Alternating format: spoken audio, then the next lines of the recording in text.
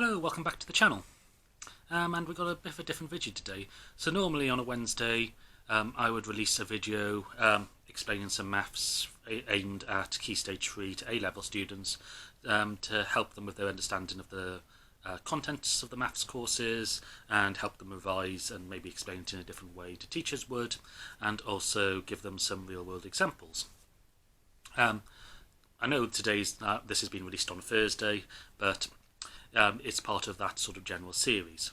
But today what I'm actually going to do is actually do a discussion video, and it's on the topic of whether maths should be taught in schools to people up to the age of 18. So a couple of weeks ago, Rishi Sunak, who is the UK Prime Minister, did an interview, and he put in that interview that he would like people to keep doing maths past the standard age of 16 in British schools. So that's the age that you have to do maths to. You have to cover some maths in your education system, and he wants to extend that up to 18, which covers A-levels and apprenticeships and things like this. The question is this actually a good idea, and why does he want to do that? So his reasoning behind it was that Britain is a service-driven economy, and a lot of financial work is being done in the UK, and therefore to remain competitive and make sure we have the best workforce, people need to have mathematical skills for those types of jobs, and that would drive the GDP or economic growth. Another part of the argument was that people who end up in generally higher paid jobs tended to have done maths at A level. Of course, this is sort of a causality question then, are the jobs that are generally higher paid, are the skill sets, normally logic, mathematical ability and these sort of things, are the people who do that normally have a natural talent for them early on, and therefore go for topics that in school that fits their natural talents, and therefore do maths. So it's a causality question there, and that's a bit debatable. So the question is, can this actually be implemented, and is it a good idea, and is it actually going to work? And so I'm a maths tutor. I private tutor maths, and I've also lectured at a university level in physics, and I've obviously seen different strands of what people want. So from my private tutoring, I get people who struggled with maths, and I get people who are very good at maths who are just trying to push their ability a little bit further in order to get to the top grades to go to a university or whatever. So I've seen bits of this and the education system, and so these are my thoughts on it. So first of all, this has been a topic that's been widely covered, considering there's so many teachers' strikes at the moment, which is who's going to actually teach this, and how a school's going to fit it into their curriculum, and who's going to fund it. So currently people with maths and science degrees who were teachers are leaving the teaching profession in their droves because of the low pay and the poor working conditions. So you don't have the people to teach them in the first place.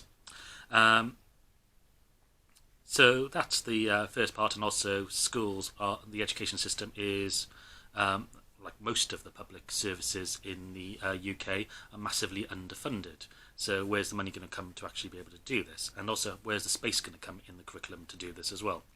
So that's the first thing, and there's plenty of discussions on that. I'm more interested now in about the actual teaching approach to maths. So the way I was thinking of this, and this came up in an article recently on the BBC News website, where they had some education bodies, or the heads of education bodies, discussing this. I think it was part of a government committee. And one of the lines that really stood out in that article was that 33% of people fail the maths GCSE. And this sort of highlights the main problem, is that if you've started school at the age of 4 and you've gone through to 16, you've got 11 or 12 years where you've been doing maths week in, week out, or you should have been anyway, and yet people are still failing it. Which means, if those people are still failing it, what's the point of doing an extra 2 years? an extra 2 years over 11, even when you've already done 11 years, is not going to improve matters. So this comes down to one of the main problems is, if you want to improve people's maths ability, don't make them do extra work after, make sure you do the right work earlier on. And this comes down to a lot about the maths syllabus and possibly the teaching as well. So the problem you have with maths is that, first of all, there's this almost pride of being rubbish at maths. You get people almost boasting that they are rubbish at maths. You shouldn't be boasting that you're rubbish at anything, or taking pride that you're rubbish in anything, well, within reason, but that is one of the issues. So if you've got parents who are saying that they're bad at maths and the children hearing that, they probably think it's okay to be bad at maths as well, and they don't engage with the subject. And this comes down to a main problem with engaging with the subject. What you want to really do is get people comfortable with maths and engage in it, and the best time to do that is early on in the education system, so when you're 4 or 5. The problem is, if you're starting to tell people that it's hard, or people are finding it hard, then they dislike it and then they become disengaged. Another problem that you have is people don't see the point in maths. So this has come up even with some of my better, like my tutees, which are already good at maths. We'll be going through maybe a exam paper, and they'll go, why would you ever want to do this, i.e. surds? And it's getting to a point now where I have to say, you never would, because things like surds are outdated because they give you precise values, but with everybody carrying a calculator around in their pocket on their phone, you can calculate it to a huge number of decimal places and store it and then apply it to an equation later on. So you don't need to have things like surds in the syllabus. And that's for people who may be going off into things like physics, engineering or finance, where they will be using maths. For people who don't plan to go into any of those subjects, maybe, I don't know, people probably come and say librarians do use maths, but yeah, let's use a librarian as an example. So let's say if somebody's going off into librarianship, when would they ever need to know trigonometry? So this is part of the problem, that much of the current maths courses are not really applicable to things. You don't get real life examples, so people don't get engaged and see why it's important in the first place.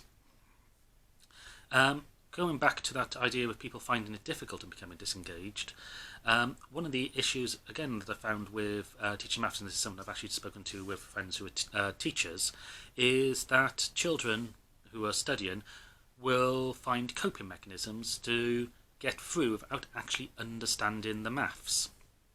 So they will learn how to pass exam questions. So they'll get the piece of paper saying they can do maths, even though they may not be able to do it in full ways. And this again does cause problems, because your coping strategy may work up to a certain level of education. If it gets you past the GCSE syllabus, then fine for you. However, if it doesn't, then you end up with the problems of you then failing. So instead of, and again, this is part of the problems with the general education system. The education system in the UK is based on assessment via exams to see if you've understood something. And then schools and teachers then ranked on how well your students have done in that exam. So the priority doesn't come on to teaching the actual course content, it becomes on to teaching them how to pass the exam. This could be considered as one of those coping mechanisms. So this is where the education system really needs to be thought of, and one of the ideas of this is, when I was in school, I had to learn the times tables. So you learn something like 7 times 8 is 56. The question is, if I ask somebody who's learned their timetables what's 16 times 7, can they instantly tell you it's 112? And they say probably not, because it's not within that timetable's learnt. However, if you actually taught the understanding of multiplication and how numbers work, you'd have realised that 16 is 2 times 8. So you just have to do your 8 times 7 and then double it to get to that 112. You can also then look at the number 8 and go, well, how do I get to that 56 without knowing my times tables? And you go, well, it's 8 is 2 times 2 times 2. So you can do 7 times 2 is 14, times 2 is 28, times 2 is 56. So when you start thinking about numbers that way, you gain the understandings of it. And the other problem that I think with the education system is, and particularly with maths, is practice. The way you get better at maths is practice. Unfortunately, that takes a lot of time. So you have to allocate time in school for children to practice. You have to set them homework. They have to be continuously doing it. And again, this might be something that comes on for people later when they apply for jobs. If you finish doing maths at GCSE when you're 16, you go to university. You may do a 3 or 4 year course. Let's say you do a 4-year course, you come out when you're 22. It's now been 6 years since you've done any maths. You may then be entering a job where you do have to do maths. So your number skills may not be up to it. So this is where maybe Rishi Sunak's idea with teaching maths up to 18 might become useful, because it actually keeps you in that maths mindset. So these are the sort of general ideas that are really cause some real problems. The question is, what do we do about it? If we are going to start teaching people how to do maths younger, and what do we do about this huge fail rate in the GCSE? And one of the ideas that I quite like the sound of is actually splitting the maths course into a maths and numeracy skills. So quite often you get like these employees lobbies and employees unions or whatever they are, or groups of employers saying that they are struggling to find suitable candidacies because their numerical skills are not up to scratch. So do we then go, right, we have to do a numeracy in school, and then you also have to do maths. And maths are for the people who want to go off into engineering, finance, and you cover these ideas such as trigonometry, surds and things which don't normally apply to everyday life. And you have a separate numeracy course which allows people to do things which should be sort of generally expected in day-to-day life. So adding, subtracting, multiplication, division, fractions, percentages, finding areas of stuff, things that you actually do from day to day. And then do you then set your numeracy exam, instead of just being questions of abstract maths, do you actually make it a little bit more relevant to real life? So using part of this should also be using logic, because again, as Rishi Sunak said with the services sector, a lot of this comes down to data analysis. Data analysis doesn't just necessarily rely on numbers. It looks at trends. It looks at just taking information. It requires critical thinking. So can you include that in the numeracy exam? So if you had, say, a multiple choice question of what's 20 times 43, and you know, they give some sort of ridiculous answers like sort of 16 or 1 million, whatever, or the actual answer which would be 860. You don't even need to do the maths for that. You should be able to look at those numbers and go, well, those two possibilities can't possibly happen because one is way too big and one is smaller than the two numbers that you're multiplying together. So that might be a little bit more sensible, having like a numeracy exam where you are just making sure people can go through these skills. And then part of numeracy is actually the speed at which you can do it and the accuracy you can do it.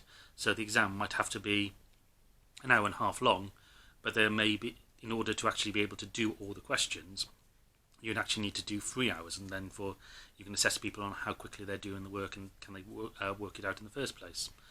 Which is actually what companies do in the numerical reasoning tests when you go for job interviews. So in the past I've applied to some of the big four accountancy firms, and part of the tests for that is verbal and numerical